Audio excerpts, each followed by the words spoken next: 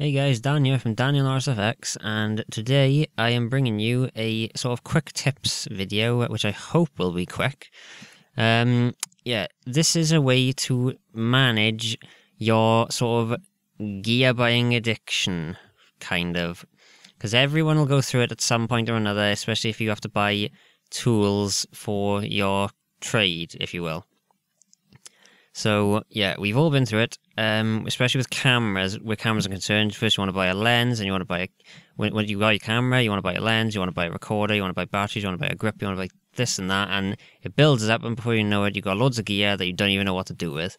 So, yeah, this is a list to help micromanage that kind of spending addiction kind of thing.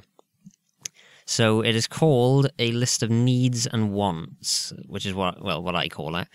And essentially it is splitting up the things that you need. You just make a list of everything that you've wanted or thought you needed for work and camera stuff like that, or this can be related to any industry really, where you use tools and things like that.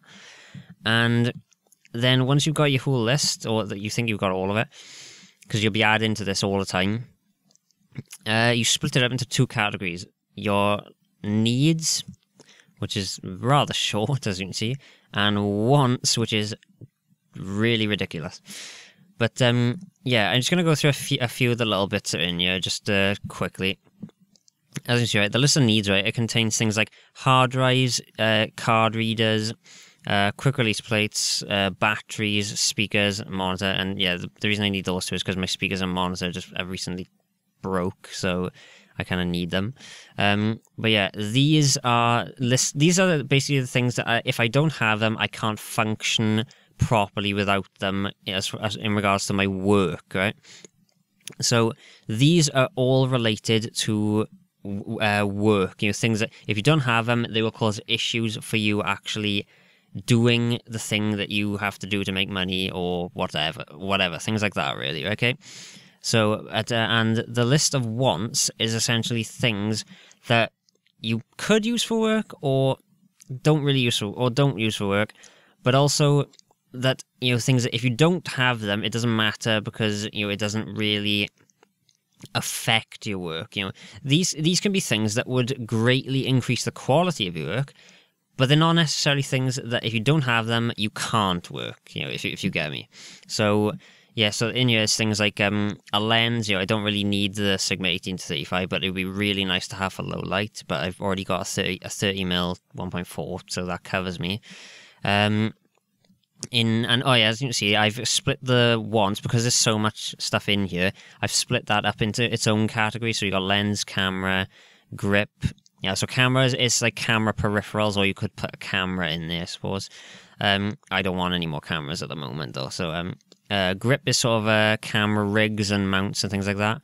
Then you've got lighting, which is like bulbs, lights, things like that. And then toys, which is things that I'm probably unlikely to ever use for serious work, but things that I would like to have a bit of fun with. So as you see, I got a Parrot Bebop drone down there, because I just like the idea of for 350 quid, I could have a drone with a camera, with a drone with a fully stabilized, 3-axis stabilization camera that shoots 1080p, and to me, the video is more than decent enough for YouTube videos. So I just like the idea of that.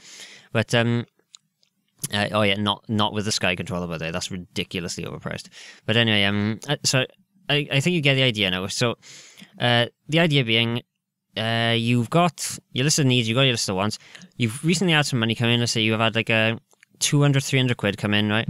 And you're thinking, right, I've got this money spare now. You got that money come in, and let's say you've got like, let's say 150 quid spare, because you want to put 150 quid into your bank, whatever, keep that savings.